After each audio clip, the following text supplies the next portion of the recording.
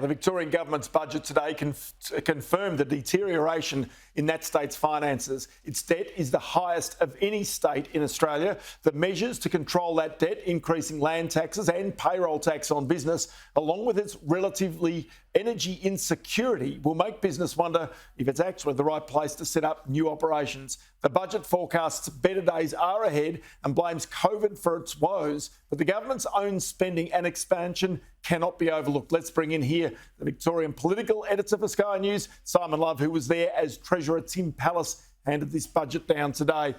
Many thanks for your time, Simon. The backdrop of this is they squarely say this is all about COVID, but beneath this, there is actually more to it. This is partly about the government's own spending over a long period of time. Absolutely, and I think the government's spending over so much time has really been underwritten on infrastructure. So when COVID came along, it essentially asked to borrow up to $24.5 billion. And what's happened? The government has ended up with a COVID debt bill, it says, of more than $30 billion that it will now ask big business and as well multiple property owners to pay back in increased land tax. And for big business, they'll be paying more payroll tax as well. And that duty is no doubt a big hit to businesses that were already being taxed with a mental health levy only just 2 years ago.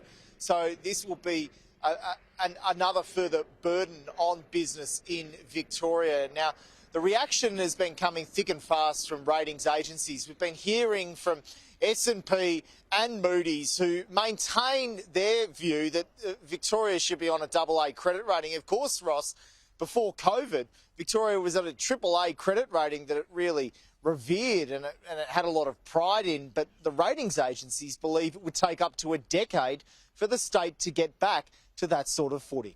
Yeah, today's budget was very much what we were expecting, very close to our forecasts from earlier this year. Large infrastructure spending and a slow recovery in the operating side of things.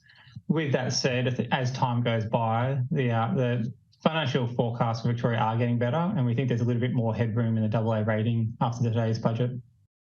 Okay, so Simon, this is all about the debt that the Victorian government is basically picking up. We've actually got a chart that shows you back in 2015, which was the first budget of the Andrews government, that the net debt in the state at that time was $21 billion. And we can see it here. It goes out in the forward estimates of this budget to $171 billion. So that's the reason why they've made some pretty dramatic changes about raising revenue in this budget, isn't it?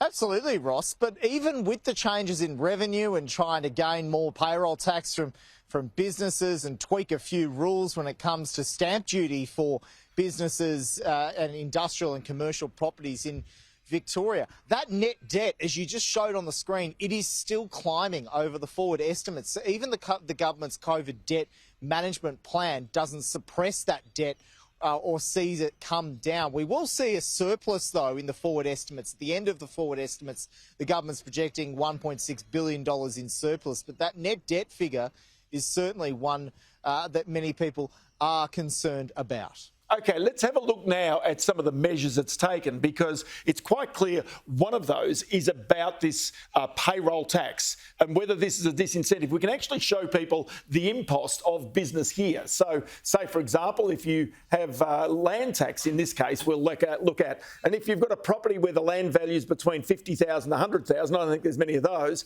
it's $500 per year. But if you've got a $1.3 million investment property, the land tax now is going to be an extra $1,975. So, you know, it's going to ratchet up pretty rapidly, especially for those at 0.1% of the land value if you've got big land holdings as a business.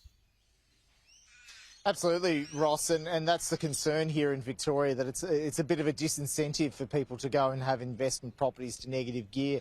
And as well for businesses, it's also a disincentive on them too. There's also been payroll tax-free thresholds that have been abolished for businesses such as non-government schools. So the top 15% echelon of non-government private schools in Victoria will now have to pay payroll tax at levels where they didn't previously. So yeah, but the other side of that, Simon. Yeah. Let me jump in over the top of you there, because the other part about that is if you've got a payroll of more than $10 million, which all of the big employers have got, you're going to pay an extra 1% in payroll tax. The payroll tax is going to go to 5.85% there.